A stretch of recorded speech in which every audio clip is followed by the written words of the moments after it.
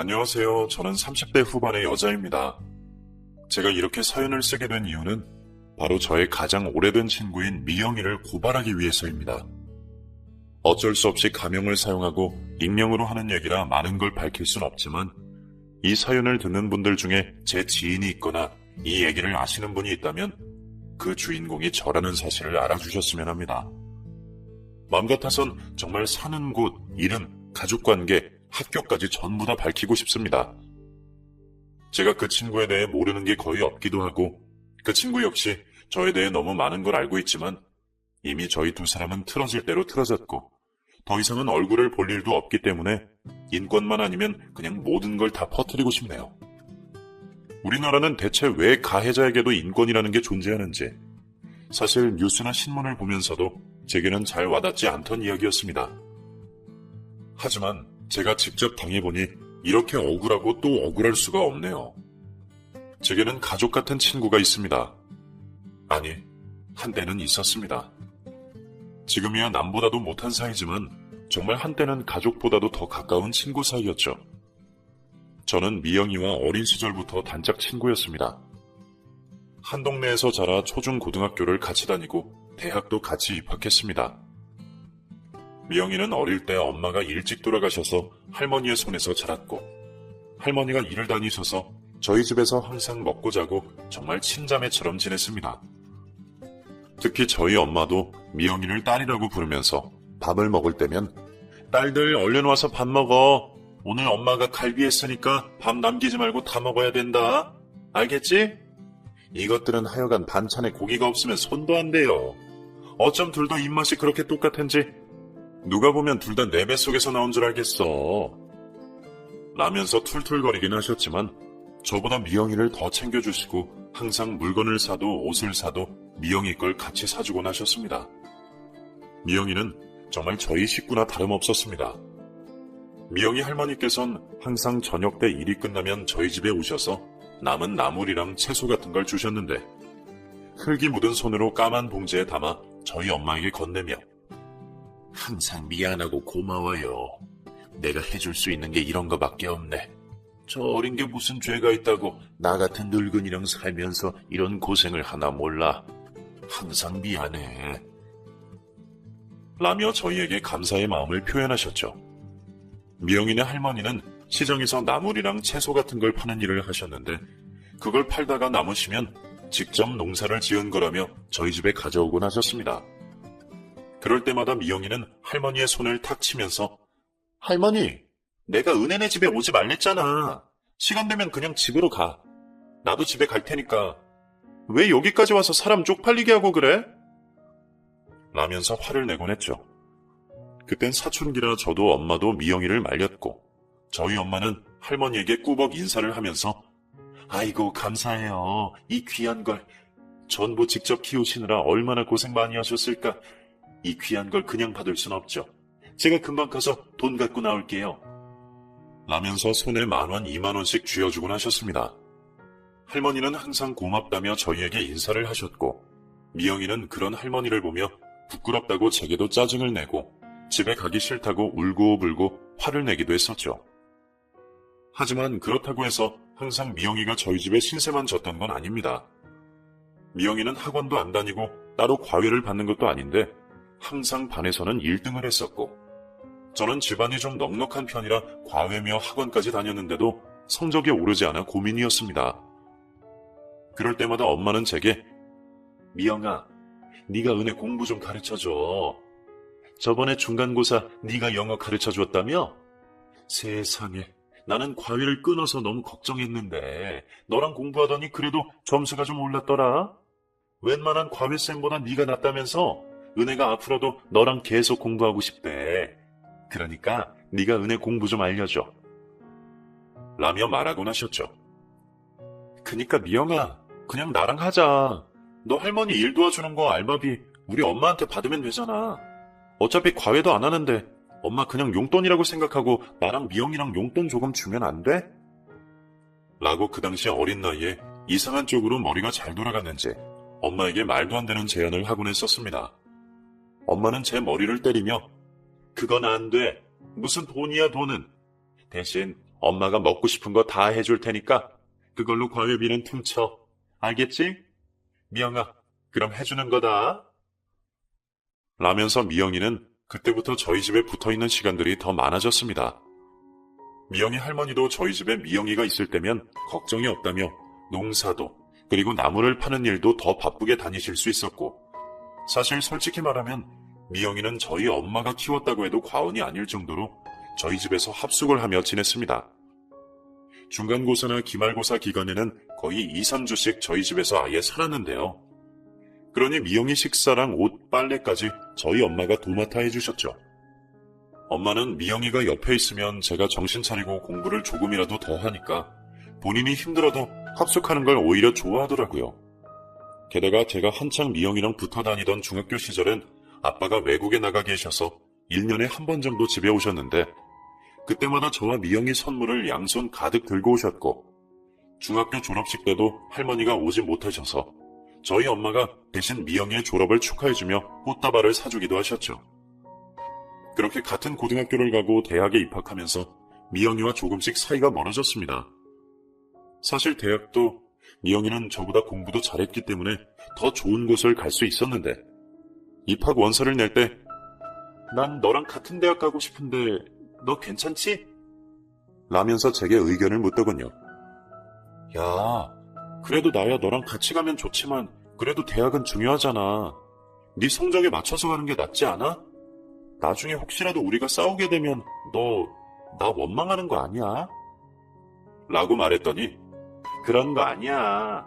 나도 네가 가고 싶은 학교에 가고 싶은 과가 있었어. 그래서 거기에 넣는 거고, 그러니까 너도 너무 부담 갖지 마. 라고 말을 하더군요. 그렇게 말을 하면서도 솔직히 좀 미안하긴 했습니다. 저야 너무 좋지만 미영이는 저 때문에 하향으로 지원을 했고, 결국 둘 다 합격은 했지만 미영이는 1학년 때부터 학교에 잘 적응하지 못했거든요. 하루는 미영이가 제게 고민 상담을 할 게 있다며 커피숍으로 저를 불렀습니다. 나 아무래도 자퇴해야 할 것 같아. 얼마 전 친한 선배한테 고백했는데 차였어.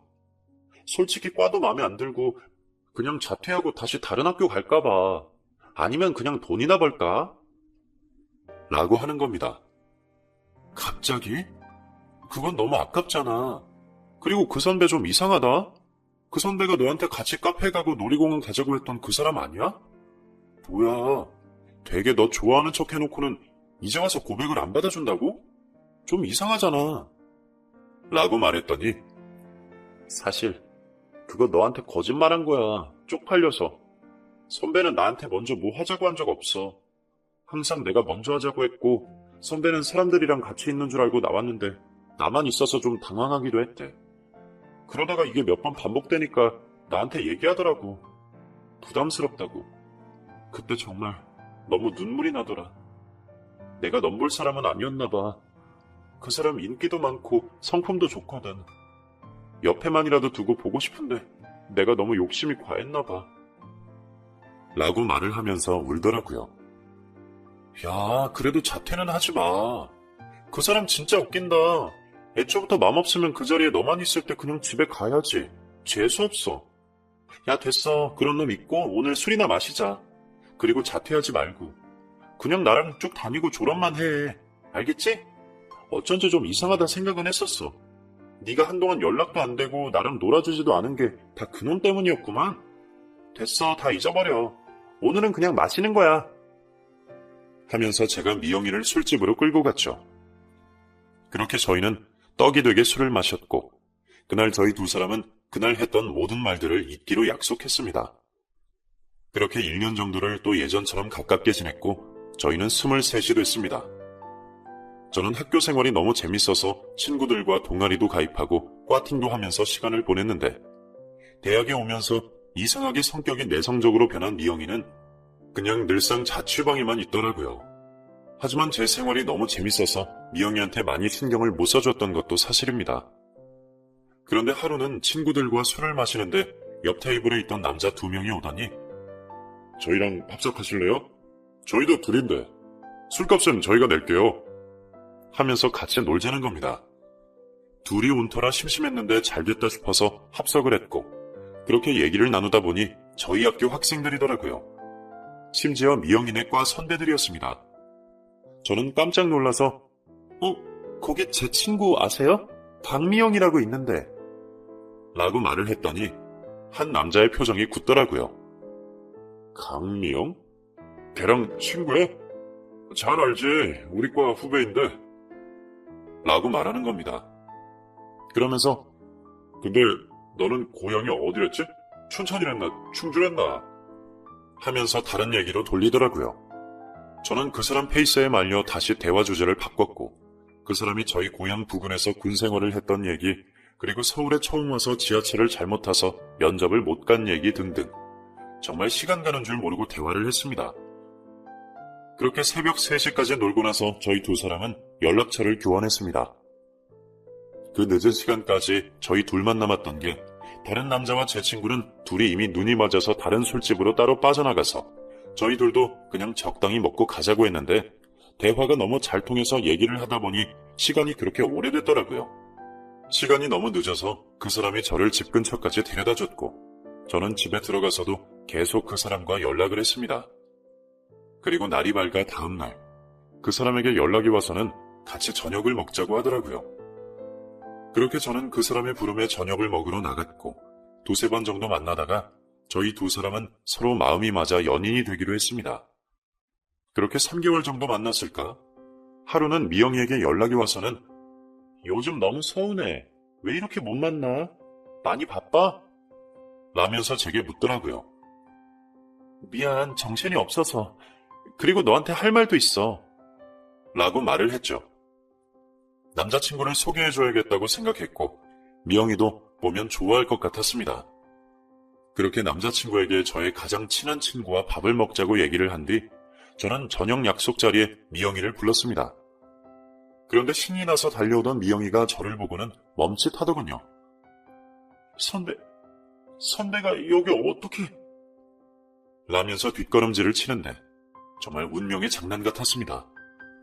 미영이가 고백했던 그 선배가 바로 제 남자친구였다는 사실을 저는 그 자리에서 처음 알게 됐거든요. 남자친구는 미영이를 보더니 미영아, 네가 은혜 제일 친한 친구야?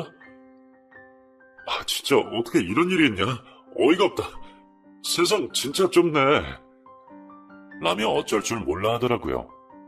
그렇게 저희 셋은 어색한 식사 자리를 했습니다. 제가 몇 번이나 분위기를 전환해보려고 노력했지만 그게 쉽게 되지 않았고 미영이는 밥을 다 먹더니 자리에서 일어나며 나 먼저 갈게. 둘이 데이트 잘하고 와. 라면서 자리에서 일어나더군요.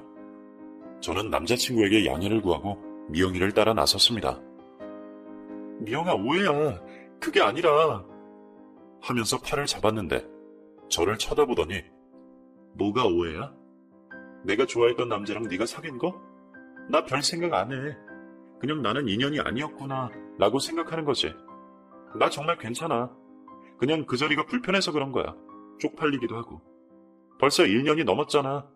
나 마음 정리 다 했어. 진짜야. 그러니까 미안해하지 말고 네 마음이 가는 대로 해도 돼. 라고 하더라고요. 그리고는 잡고 있던 제 팔을 놓고 유유히 사라졌습니다.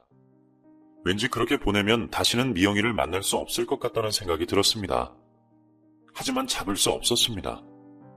남자친구 역시 너무 좋은 사람이라 포기하고 싶지 않았거든요. 하지만 제 생각은 기우였습니다.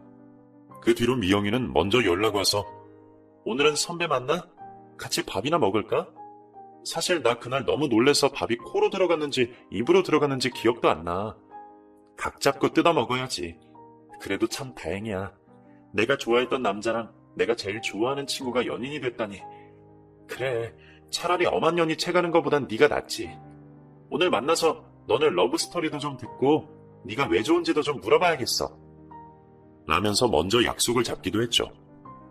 그렇게 저희 셋은 종종 만나 시간을 보냈습니다. 미영이도 남자친구가 많이 편해진 듯 했고 남자친구 역시 미영이가 오히려 괜찮다고 하니 자기는 상관없다면서 데리고 나오라고 하더라고요. 나중에 셋이 사이가 좀 편해진 상태에서 남자친구에게 이야기를 들었습니다. 자기가 예전에 미영이한테 매정하게 굴었던 건 친한 과 선배가 미영이를 먼저 좋아했기 때문이라고 하더라고요. 제 눈치를 봐서 그런지 미영이에게 호감이 있었다고까지는 말은 안 했지만 하여튼 그런 이유로 미영이를 밀어내고 고백을 거절했다고 해요. 그 얘기를 들으니 미영이도 덜 민망해하고 더욱 셋이서 편하게 함께 지낼 수 있었답니다. 그렇게 저와 남자친구는 1년 정도 연애를 하면서 미영이도 남자친구가 생겼습니다. 그러다 보니 자연스레 우리 두 사람은 멀어졌고 연락을 하지 않게 됐죠. 그 사이 저는 남자친구와 다투기도 하고 몇 번 헤어짐의 위기도 있었지만 그래도 워낙 대화가 잘 통하는 사람이다 보니 금방 화해하기도 했고 그 사람의 취업 준비 기간 동안 뒷바라지를 하기도 했습니다. 그렇게 3년 정도 연애를 했을 무렵 하루는 미영이에게 연락이 왔습니다. 그리고 문자를 확인했는데 결혼을 한다며 모바일 청첩장을 보냈더라고요. 저는 그 자리에서 바로 전화를 걸어 미영아, 무슨 일이야? 너 결혼하는 거야? 웬일이니 진짜 너무너무 축하한다. 기집애 네가 먼저 가는구나. 부럽다 부러워. 하면서 축하해줬습니다. 하지만 미영이는 씁쓸한 말투로 그렇게 됐어. 나 사실 임신했거든. 그래서 좀 허겁지겁 준비하게 됐어. 기분이 착잡하다. 이 남자랑 결혼할 거라고는 생각도 못했는데 남편은 가진 것도 없고 게다가 아직 시험 합격도 못했는데 우리 잘 살 수 있을지 모르겠어. 라고 푸념을 하더라고요. 무슨 일을 하길래 시험을 보는지 물어보고 싶었지만 합격도 못했다기에 굳이 묻지 않았고 저는 친구의 편에 서서 야 그게 무슨 소리야. 당연히 잘 살지. 아기가 생긴 것도 축복이야. 너무너무 잘 된 거야. 오빠랑 꼭 같이 갈게. 오빠도 놀라겠다. 너 결혼한다고 하면 진짜 좋아할 거야. 라면서 전화를 끊었습니다. 그렇게 2달 뒤쯤 친구 미영이의 결혼식에 오빠와 함께 참석했고 그곳에서 미영이 남편과 잠깐 인사를 했네요. 그리고 1년 뒤 저희 두 사람도 결혼을 했고 그땐 미영이가 아이를 안고 와서 저희 두 사람을 축하해줬습니다. 결혼을 준비하기까지 남자친구의 가족들과도 복잡한 일들이 많았지만 그 사람이 너무 좋아서 파혼할 생각은 없었고 그냥 결혼을 진행하기로 했었고 저희 부모님의 도움으로 서울 구석에 작은 아파트를 구할 수가 있었습니다. 저희 두 사람은 나름 연애를 길게 했지만 결혼은 완전 다른 거더라고요. 우리 둘만의 문제가 아닌 집안이 엮여 있어서 그런지 연애 때보다 시댁이나 가족 문제로 다툼도 잦고 또 하루 종일 같이 있다 보니 생활 습관이 달라 싸우는 경우도 많이 생기더라고요. 그래서 나름 권태기인 것 같아 친구에게 상담을 했는데요. 그때 제게 빨리 아이를 가지라고 하더라고요. 사실 결혼 생활의 로망 같은 거는 신혼 1, 2년이면 끝이고 그 후로는 서로의 연결고리인 아기 보는 맛에 동지애로 살아간다고 하더라고요. 그 말을 들으니 뭔가 솔깃했습니다. 게다가 저보다 먼저 결혼한 미영이가 아이를 키우는 모습을 보니 갑자기 저도 아이가 갖고 싶어졌습니다. 오빠, 우리도 아이 좀 일찍 갖는 거 어때? 미영이 얘기 들어보니까 낳을 거면 빨리 낳아서 키우라던데. 라면서 팔짱을 꼈는데 제 팔을 풀으며 미영이가 그래? 웃긴다. 애가 있는 게 그렇게 행복한가? 라며 비웃더라고요. 그때 남편의 싸함을 느꼈습니다. 이 사람이 아이에 대해서 혹시 부정적인가? 아이를 갖고 싶지 않은 건 아니겠지? 라는 생각으로 남편에게 여보, 혹시 당신 아이 안 가질 생각은 아니지? 결혼 전에 우리 이런 얘기를 좀 했어야 했는데 당신이 평소에 애기들 지나가고 이러면 잘 웃고 그래서 난 당신이 당연히 애기 좋아하는 줄 알았는데 꼭 그렇지 않은 것 같기도 하고 나 요즘 좀 헷갈려. 라고 물었더니 애기? 애기 좋지. 낳아야지. 근데 지금은 아니야. 좀 나중에 다시 얘기해보자. 라면서 은근슬쩍 대화를 끊고 방으로 들어가더라고요. 저희가 결혼 준비하면서 돈 문제랑 시어머니 때문에 좀 다툼이 많았는데 그때 이후로 남편은 좀 많이 변했다는 생각이 들더군요.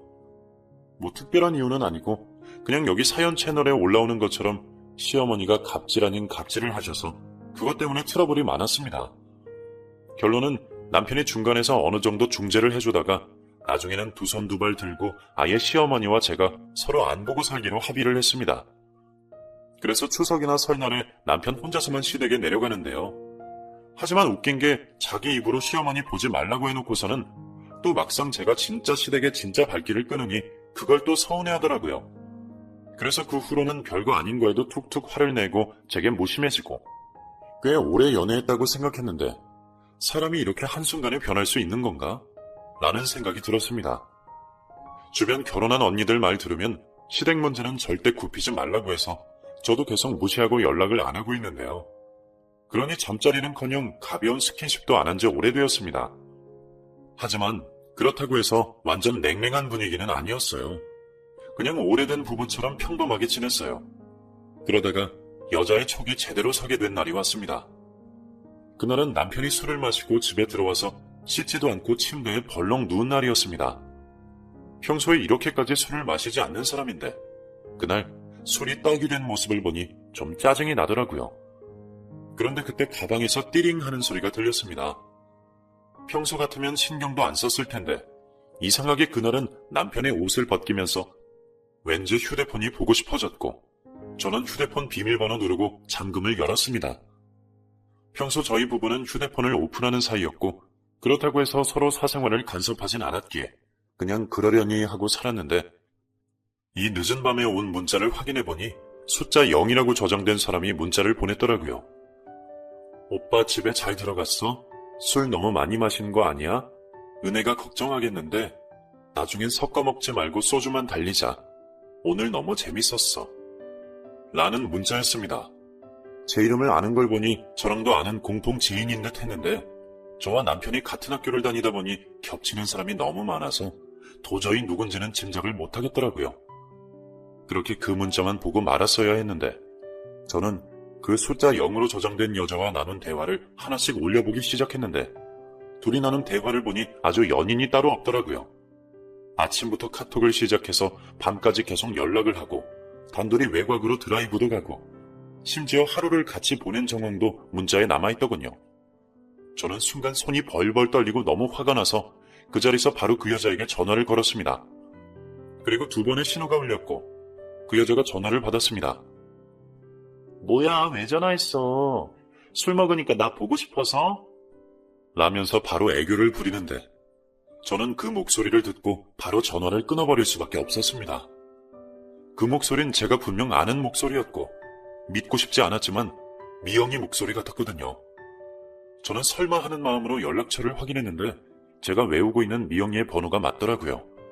순간 머리가 멍해지는 것 같았습니다. 어떻게 다른 사람도 아니고 제 친구와의 바람이라니, 심지어 애까지 있는 유부녀와의 바람이라니. 진짜 이 모든 게 거짓말이길 바랬지만 현실은 제 30년 되기 친구와 바람난 남편이었고 제 친구는 상간녀일 뿐이었습니다. 저는 남편의 휴대폰을 전부 캡처해서 제게 전부 전송했고 그날은 한숨도 자지 못했습니다. 왜 바로 남편한테 안 따졌냐고요? 저도 모르겠습니다. 솔직히 제가 모르는 여자랑 바람이 났으면 바로 이잡된 남편을 족치고 당장 그 여자 집으로 찾아갔을 겁니다. 하지만 바람난 대상이 제 30년 지기 절친이라서 이걸 어떻게 받아들이고 어떻게 해결해야 되는지 아무 생각이 안 나더라고요. 일단 증거부터 확보하는 것밖에 제가 할 수 있는 게 없더라고요. 그래서 그 뒤로 저도 모르게 병적으로 남편 휴대폰에 집착하며 남편을 뒷조사하기 시작했습니다. 바보 같은 남편은 제가 눈치챘는지도 모르고 희희낙낙거리면서 미영이랑 하루 종일 문자를 하는 것 같더라고요. 그렇게 2주쯤 지났을까? 그날도 새벽에 부스스하게 일어나서 남편 휴대폰을 훔쳐보는데 주말에 또 외곽으로 데이트를 가더라고요. 아이는 시어머니가 봐준다면서 혼자 한껏 신난 미영이의 말도 너무 웃겼고 남편은 아이는 데이트에 데리고 오지 말라며 죄책감 느낀다면서 미영이를 진정시키는 대화를 나누는데 진짜 그 문자를 보면서 딱 어울리는 한마디는 꼴값 떨고 앉아있네 라는 말이었습니다. 그리고 오늘이야말로 이 두 사람을 족쳐야겠다는 생각이 들더라고요.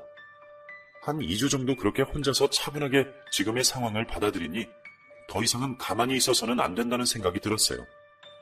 그래서 마찬가지로 그 문자 역시 전부 캡처해서 제게 보냈고 이번 주말은 현장에서 증거 사진을 반드시 찍어야겠다는 생각으로 남편과 제 친구가 바람 피우는 현장에 따라가 보기로 했죠. 막말로 갑자기 꼭지가 돌아버리면 제가 그 현장에 나타나서 난장판을 만들어버릴 생각도 있었습니다. 그렇게 주말이 왔고 남편은 출장을 간다며 짐을 싸기 시작했습니다.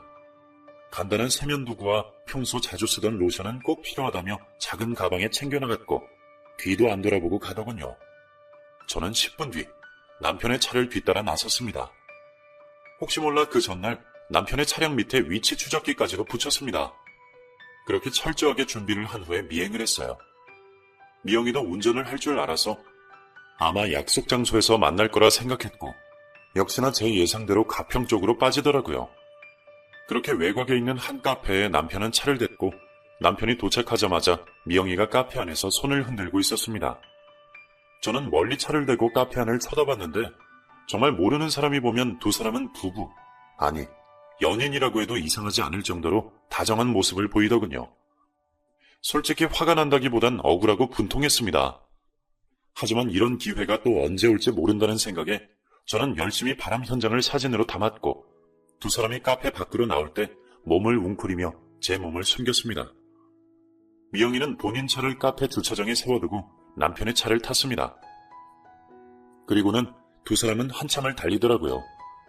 드라이브라도 하는 건지 1시간 정도 달리다가 점점 속도를 낮추더니 인적이 드문 모텔촌 쪽으로 점점 차를 몰고 가더라고요. 순간 저는 어떻게 해야 할지 몰라 운전대를 잡고 버벅이다가 누구에게라도 도움을 요청해야겠다는 생각에 우선 경찰서에 전화를 걸었습니다. 안녕하세요. 저 실례지만 이런 것도 출동을 해주실지 모르겠어요. 제가 지금 사기꾼을 잡았거든요. 근데 저 혼자는 안 될 것 같아서 좀 도와주실 수 있나 해서. 라고 문의했더니 주소를 알려달라고 하더라고요. 저는 남편 차가 가는 곳을 따라 모텔 주소를 댔고 경찰은 곧 도착하겠다는 말을 남기고 전화를 끊었습니다. 차 안에서 두 사람은 무슨 짓을 하는지 한참 동안 내리지 않다가 미영이가 먼저 차에서 내렸고 남편이 그 뒤에 따라 내리더라고요. 저는 모텔에 들어가려는 두 사람을 보고는 갑자기 꼭지가 돌아서 그 자리에서 저도 내려 두 사람을 향해 걸어갔습니다. 그것도 박수를 치며 화통하게 웃으면서 말이죠. 아주 잘들 논다, 잘들 놀아. 재밌어? 나 속이고 둘이 바람나니까 재밌어? 라면서 태연하게 두 사람을 향해 걸어갔습니다. 여보, 어떡해? 하면서 저를 보고 눈이 동그래진 남편과 제 얼굴을 보더니 깜짝 놀라며 다시 앞자리 문을 열어 조수석에 냉큼 올라타는 미영이를 보니 웃음이 나더라고요. 아이고, 숨어? 야, 나와. 이제 와서 왜 숨어? 누가 너인 거 모를까봐 그래? 창문 깨부숴버리기 전에 좋은 말로 할 때 나와. 미영아, 너 내 성격 알지? 나 미치면 물불 안 가리고 사람 잡는 스타일인 거 네가 더 잘 알잖아. 야, 진짜 살다 보니 이런 날이 온다. 세상에, 둘이 눈이 언제 맞았대? 나도 모르는 사이에. 미영이 너 이러는 거 남편도 알아? 우리 남편이랑 이렇게 여기저기 모텔 전전하면서 다니는 거 너네 남편도 아니? 라면서 제가 창밖에서 유리창을 두들기며 말했죠. 남편은 그런 저를 말리면서 여보 왜 이래? 미안해. 이건 나랑 얘기해. 미영이는 잘못 없어. 제가 문제야. 나랑 말하자. 하면서 제 손목을 끌더라고요. 저는 그 손을 뿌리치며 너? 잘못이 없어? 웃기고 있네. 야, 너나 쟤나 똑같은 년놈이야. 이 와중에 누가 잘못이 있고 없고가 중요하니? 너네 둘 다 내가 콩밥 먹일 거니까 그렇게 알아. 하면서 제가 남편과 실갱이를 벌이던 그때 경찰이 도착했습니다. 저는 사이렌을 끄고 우리 쪽을 향해 오는 경찰차를 보고 여기요! 여기에 있어요. 지금 이 차 안에 있고요. 이 사람 제 남편이에요. 잡아가셔도 됩니다. 어차피 가서 조사 받아야 되잖아요. 그리고 이 안에 있는 사기꾼 여자 있어요. 그 여자도 잡아가세요. 빨리요. 하면서 저는 차 문을 열려고 발버둥 쳤습니다. 경찰은 저를 보더니 사기꾼이라더니 아니에요? 바람입니까? 세 분이서 원만하게 해결 좀 하시지. 라면서 투덜대더라고요. 저는 차 본네트까지 올라가서 앞유리에 대고 야, 내리라고! 너 지금 여기서 안 내리면 내가 이 차에 불 지른다. 좋은 말로 할 때 내려. 내려서 얼굴 보고 얘기하자고! 라며 소리를 지르기 시작했습니다. 남편은 저를 말리기 시작했고 제가 앞유리를 주먹으로 쳐대자 그때 갑자기 차문이 열리면서 미영이가 차 밖으로 내리더라고요. 진짜 듣자 하니 열받네. 야, 네가 뭐 그렇게 잘났어? 그리고 막말로 내가 네 남편 꼬셨냐? 네 남편이 나 꼬신 거야. 난 처음부터 싫다고 했어. 근데 저 사람이 나 아니면 안 되겠다고 하는데 어떡하냐? 나도 사람이야. 나도 저 사람 오래 좋아했어. 마음 다 정리된 줄 알았는데 흔드니까 흔들리는 걸 어떡하라고! 하면서 소리를 지르는데 그때 경찰이 차에서 내린 제 친구를 보더니 아무 말도 못하고 가만히 있는 겁니다. 아저씨 뭐예요? 빨리 잡아요. 저 여자라고요. 하면서 제가 그 경찰을 끌고 미영이 쪽으로 데리고 오자 그 경찰이 미영이를 보고 아무 말도 못하더라고요. 그리고는 갑자기 미영이가 바닥에 주저앉아 울기 시작했습니다. 이건 아니야. 미쳤어. 이건 아니야 정말. 이게 말이 돼? 어떻게 이런... 말도 안 돼 진짜. 이건 아니야. 하면서 소리를 지르는데 그 경찰은 미영이를 보고 가만히 있더라고요. 그리고 같이 온 다른 경찰이 미영이 손목을 잡더니 수갑을 꺼내 한쪽 팔에 채우자 갑자기 그 경찰을 밀치면서 야 이 새끼야. 누가 수갑 채우래. 됐어. 내가 데리고 갈게. 라면서 한쪽 손목에 걸려있던 수갑을 풀어주더라고요. 그리고는 미영이 손목을 잡더니 당신 지금 이게 무슨... 나 지금 너무 기가 막혀서 말도 안 나온다. 가서 얘기해. 빨리 차에 타. 라며 미영이를 경찰차에 태우는 겁니다. 미영이는 그 남자에게 질질 끌려가며 여보 미안해. 여보 하면서 울더라고요. 솔직히 저도 너무 놀랐습니다.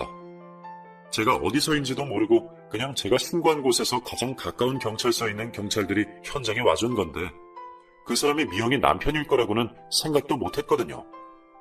전 미영이 남편이 시험을 준비하고 있다는 것만 알았지 합격을 했는지 그 시험이 경찰 시험인지도 모르는 상태였는데 진짜 사람이 죄를 짓고 살면 안 된다는 걸 그날 뼈저리게 느꼈습니다. 그렇게 저희 세 사람은 경찰서로 갔고 경찰서 안에서 미영이는 아무 말도 하지 않고 계속 울기만 했습니다. 미영이 남편 되는 사람은 미영이와 한쪽 구석에 앉아 무슨 얘기를 하는지 모르겠지만 미영이는 계속 울기만 하더군요. 그렇게 저와 미영이 남편은 연락처를 서로 교환했고 저는 남편과 함께 집으로 왔습니다. 그리고는 집에 도착해서 제가 먼저 짐을 싸기 시작했죠. 우리 이혼하자. 솔직히 모든 걸 다 알았는데 당신이랑 어떻게 살겠어? 이미 신뢰가 깨졌잖아. 왜 당신이 아이를 천천히 갖자고 했는지 내가 너무 눈치가 없었네. 난 미영이가 데이트할 때 아기까지 데리고 나오는... 아니, 애초부터 나는 당신이 미영이랑 바람난 것도 몰랐어. 알았으면 내가 그냥 조용히 빠져줬을 텐데 내가 너무 눈치가 없었네. 라면서 저는 제 자신을 자책했습니다. 그런데 그때 남편이 제게 한 말이 더 가관이었습니다. 너 혹시 그 새끼랑 짰냐? 현장 덮치려고 경찰까지 동원한 거야? 비겁하다고 생각 안 해? 너 진짜 가지가지한다. 그 새끼가 경찰인 거 너도 알았을 거 아니야. 어쩜 사람이 그래? 잔인하게 자기 와이프 불륜 현장을 덮치게 만드냐고. 그 사람이 양반이라서 다행이지. 까딱 잘못했으면 나 죽을 뻔했어. 이런 문제는 우리 둘이 해결해야 할 문제지. 왜 거기에 미영이를 끼고 남편까지 끼고. 진짜 일 크게 만드는데 뭐 있네. 라면서 오히려 적반하장식으로 제게 화를 내더라고요. 남편은 오해를 하고 있는 것 같았습니다. 마치 이 일을 제가 모두 버린 거라 생각하더군요. 당신 지금 제정신이야? 지금 나한테 무릎을 꿇고 빌어도 모자랄 판에 뭐? 내가 일을 크게 만들어? 야, 웃기지 말라 그래. 죄는 니들이 지어놓고 왜 엄한 사람한테 화풀이야? 내가 진짜 웬만해서는 좋게 넘어가려고 했는데 이거 안 되겠네. 그래, 원한다면 법으로 가자, 나쁜 새끼들.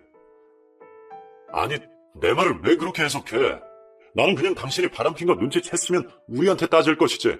왜 남편까지 끌어들였는지 그게 불만이라고 말한 거지. 왜 화를 내고 그래? 아무튼 미안한 건 인정. 그리고 괜히 일 크게 만들지 말자. 제가 나를 세우니 그제서야 남편 새끼가 꼬랑지를 내리더라고요. 하지만 저는 이미 이놈의 본심을 다 알아챘기 때문에 더더욱 용서해줄 생각이 전혀 없었습니다.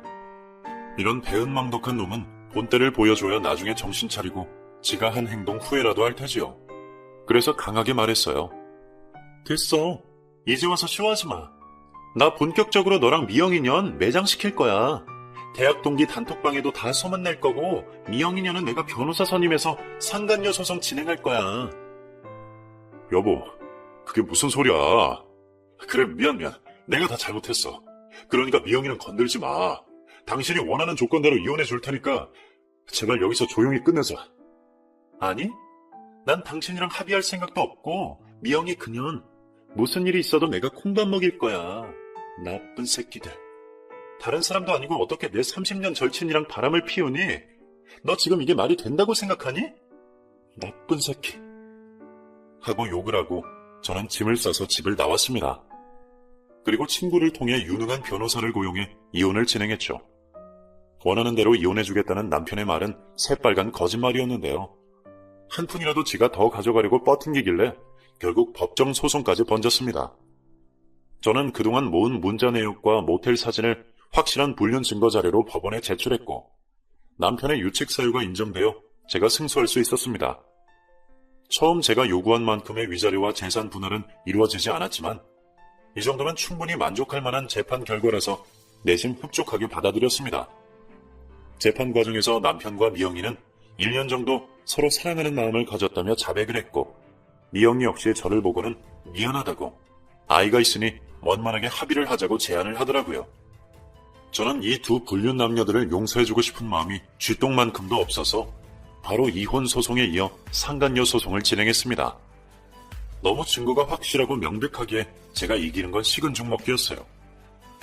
그동안 남편 핸드폰으로 몰래 찍은 둘의 은밀한 대화 내용이 제기는 수두룩했기에 죄를 입증하는 건 어렵지 않았죠. 하지만 제가 생각하는 것처럼 미영이는 형을 살진 않았고 벌금 정도 내고 이혼을 마무리했습니다. 솔직히 그것도 제 성에 차지도 않지만 울고불고 사정을 하니 저도 마음이 좀 약해지긴 하더라고요. 상간녀 소송 후 제가 따로 소문내지 않았지만 자연스럽게 저희 부부의 이혼 사실과 그 원인을 대학 동기들이 모두 알게 되었어요. 말로는 남편에게 얼굴도 못 들고 다니게 소문낼 거라고 협박했지만 실제로는 전혀 그럴 생각이 없었는데요. 왜냐하면 친구에게 남편 뺏긴 불쌍한 여자 타이틀을 얻고 싶지 않았거든요. 하지만 어떻게 알았는지 대학 동기들도 모두 알게 돼서 둘 다 친구들에게 손절당했다고 하더라고요.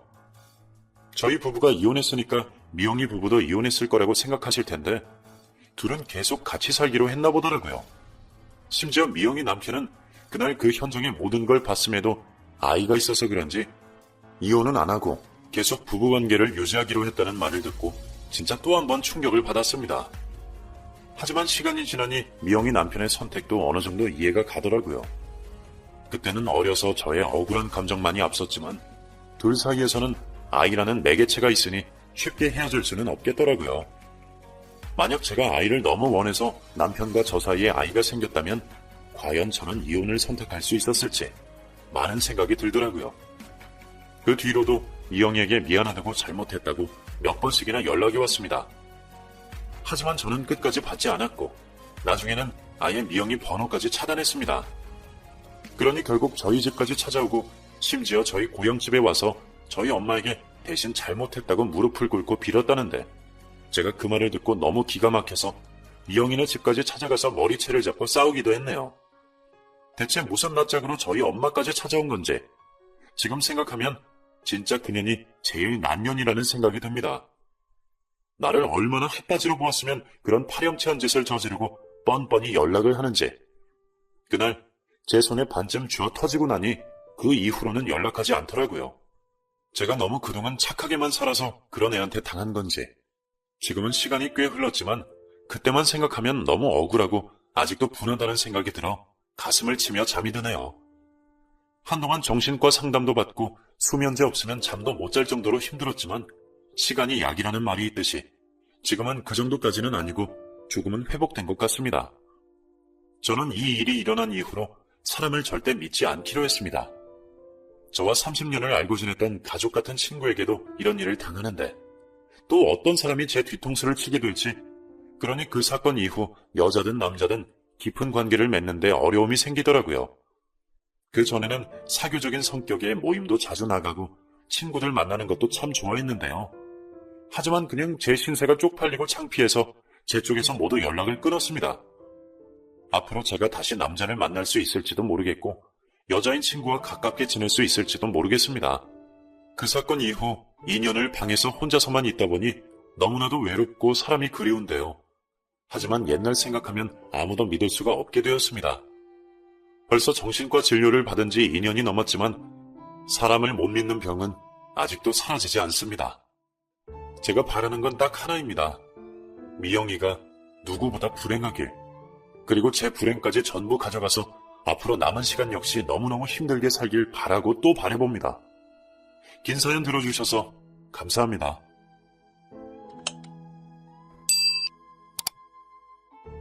좋아요 누르는 거 잊지 않으셨죠? 바람난 사연 지금 시작합니다. 왜 이렇게 심심하고 허전한 기분이 드는지, 나이는 먹었지만 뭔가 삶의 돌파구가 필요한 느낌이 들던 도중, 나른하면서 평범한 일상이 끝나갈 무렵이었을 겁니다. 그때가 아마 주말을 하루 앞둔 금요일쯤이었는데 낚시 생각이 나더군요. 어느덧 나이 50대 후반이 되다 보니 취미가 하나 생겼는데 그건 바로 낚시였습니다. 그런 낚시를 종종 강태공엔 친구 용준이와 함께 자주 가곤 했었죠. 때마침 전화가 와서 받아보니 친구 용준이였고, 용준이가 이번 주 낚시 갈 거냐고 물어보길래 난 물론이라고 말하니 이번엔 좋은 곳 봐둔 데가 있다며 그곳으로 주말 낚시를 가자고 했답니다. 그리고는 자기 아내도 이번 낚시에 따라간다고 했다면서 저보고도 집사람 데리고 같이 가자고 하더군요. 그래서 일단 집사람에게 물어보고 간다고 하면 그렇게 한다고 했답니다. 아내는 낚시를 좋아하지 않았지만 웬일로 저와 같이 가고 싶다며 싱글벙글이더군요. 어느덧 주말이 찾아왔고 낚시를 따라간다던 우리 집사람과 함께 집을 나섰습니다. 차에 실을 짐들이 평상시보다 더 두둑하네요. 텐트, 코펠, 낚싯대 등등 갖가지 준비물들을 이른 아침부터 분주하게 차에 실었습니다. 아내는 예전에 한번 가보고 오랜만에 당신 따라 낚시터 가본다며 조금은 설렌 듯한 기분을 티내더라고요. 그래서 저도 흐뭇했고, 오랜만에 우리 내외랑 친구 용준이 내외가 함께하는 자리라서 의미가 깊게 다가왔답니다.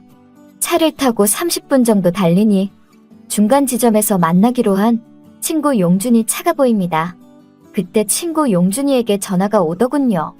자신이 먼저 앞장서서 갈 테니 뒤따라 오라는 전화였습니다. 저는 알았다고 하고 운전을 하며 용준이 차를 뒤따랐고, 달리고 달리길 50분쯤 지나니 어느덧 용준이가 말한 낚시터에 도착하게 되었죠. 드넓은 호수가 보였고 주위엔 산으로 둘러싸여 있어서 정말 한적하니 너무나 좋은 곳이었습니다. 우리 내외와 용준이 내외는 차에서 내려 서로 가볍게 인사를 한 뒤 텐트를 치기 시작했답니다. 아내들은 여기 정말 좋다고 하면서 이런데 어떻게 알았냐며 들떠있는 표정들이더군요. 어느덧 텐트는 다 쳤고 용준이와 전 바쁘게 입질이 잘 올 것 같은 곳으로 가서 낚싯대를 설치했습니다. 용준이가 하는 말이 여기서 손맛을 많이 봤다고 하며 저번에 자기가 여기서 월척 잉어 한 마리 잡았다면서 오늘도 왠지 그럴 것 같다며 흥분된 느낌을 감추지 못하더군요.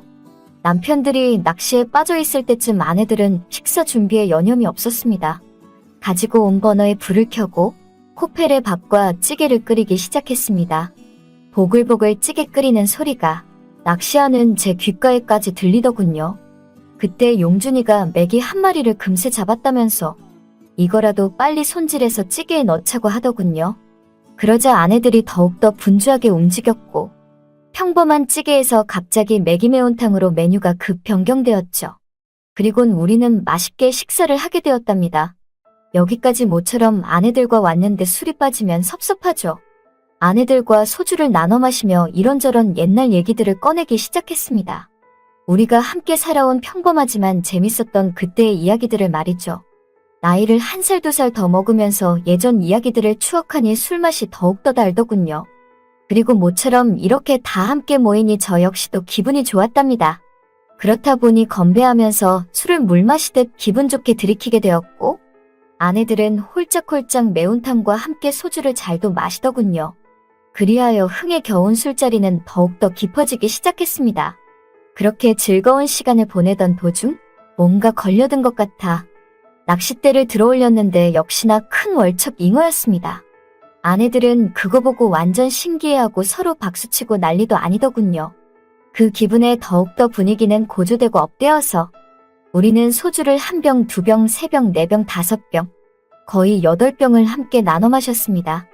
그러자 아내들은 술을 많이 마셔서 너무나 피곤하다며 각자의 텐트에 먼저 들어간다고 하더군요. 아까 텐트 칠 때 우리 텐트 하나, 용준이네 텐트 하나에서 2개의 텐트를 쳤는데 아내들은 그렇게 그 텐트 안으로 각자 한 명씩 들어가서 잠을 청하기 시작했습니다. 친구 용준이와 함께 저는 어느덧 어두워진 밤낚시를 조금 즐기다가 우리도 피곤하고 술 기운이 올라서 각자 텐트로 들어갔죠. 밤낚시를 해야 하기 때문에 잠시 1시간 정도만 눈만 붙이러 들어간 거였는데 순간 잠이 들었습니다. 그런데 얼마 못 자고 슬슬 소변이 마렵더군요. 그래서 텐트 밖으로 나와 소변을 보고 있는데 그때 친구 용준이도 텐트 밖으로 나왔습니다. 그러면서 못내 아쉬웠는지 저보고 술 한 잔 더 하자고 하더군요. 뭐 좋다고 하며 늦은 시간 낚시터에서 운치 있게 친구랑 술 한 잔 더 했습니다. 그랬더니 어느덧 우린 정말 해롱해롱 필름이 끊길 정도로 취해버렸고 이제는 더 이상 마시지도 못할 지경에 이르러 서로 텐트에 들어가게 되었네요. 아내는 다시 텐트 안으로 들어온 나를 보고서 왜 안 자고 자꾸 들락날락 거리냐고 하는데 이 목소리 뭔가 이상했습니다. 비록 술에 취한 상태에서 들었어도 이건 분명 아내 목소리가 아니었습니다. 여러분이 지금 듣고 계신 채널은 바람난 사연 채널입니다. 뭔가 이상했지만 저는 술에 진탕 취한 나머지 너무 힘도 없고 도저히 다시 텐트 밖으로 나갈 기력도 없어서 설마 하는 마음으로 그 자리에서 뻗었는데 순간 다시 또 그 목소리가 들리더군요.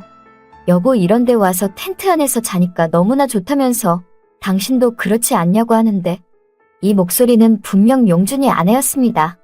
그 목소리를 다시금 확인하게 되자 잠이 벌떡 깨는 것 같았답니다. 술에 취한 상태에서 상황을 대충 보니까 제가 술에 취해 그만 용준이네 텐트로 잘못 들어간 거고 저를 용준이인 줄 착각하고 있는 거죠. 어느새 시간은 어두운 밤이었고 가을 날씨라 할지라도 모기와 벌레가 많이 끌어서 텐트에는 조명을 꺼놓은 상태였거든요. 그러니 불빛 하나 제대로 들어오지 않았으며 아내들과 우리들은 서로 술에 취해 있는 상태이니 바뀐 걸 잘 몰랐던 겁니다.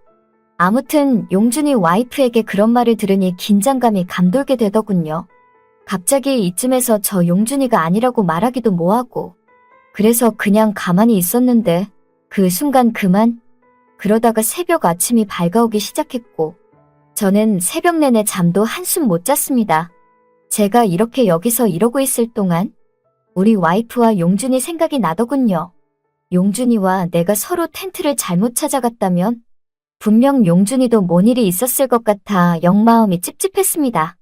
하지만 분명 용준이는 나보다 더 술에 진탕 취했었고 잘못 들어갔어도 뻗어서 잠만 잤으리라 여겼습니다. 아내 역시도 술이 약한 편이라 텐트에서 내내 실컷 잠만 잤으리라 생각했고요. 저는 용준이 와이프가 잠자는 걸 틈타 몰래 텐트 안에서 나왔고 용준이도 그때 마침 눈을 비비며 아무것도 잘못된 게 없었다는 듯이 우리 부부의 텐트 안에서 먼저 나오더군요. 평범한 용준이 모습을 보니 안심이 됐습니다. 다행히 아무 일도 없던 것 같았죠. 그리곤 그 뒤 아내들이 깨어서 일어났고 아침 공기를 쐬며 산책도 잠시 하고 아침밥도 맛있게 해서 먹고 이제 슬슬 집으로 돌아갈 준비를 했답니다. 우리 부부는 차를 타기 전 먼저 용준이 내외랑 인사를 했고 껄끄러운 느낌이 드는 나와 달리 용준이 와이프는 어제 일이 아무것도 생각이 안 난다는 듯이 그냥 편하게 인사하고 헤어졌답니다. 그런 뒤 저는 와이프랑 집으로 돌아가기 위해 차에 올랐는데 아내가 그때 말을 하더군요. 여보 어제는 정말 당신 같지 않더라? 그래서 제가 그게 무슨 말이냐고 하니까 당신이 그렇게 대단한지 어제 처음 알았다면서 그러길래 집에서도 진작에 그렇게 좀 해보지 라고 하는데 이게 당최 무슨 말인지 그러면서 너무나 좋았다고 하면서 당신의 진면목을 보려면 이렇게 종종 당신 따라 낚시터도 오고 텐트에서 자면서 당신에 대해 더 알아가야겠다는 말을 하더군요. 그 말을 들으니 저는 머릿속이 하얘졌습니다. 이놈의 여편네, 어제 대체 무슨 일이 있었던 걸까요? 저만 그런 게 아니었다니. 다음부턴 낚시 갈 때 혼자만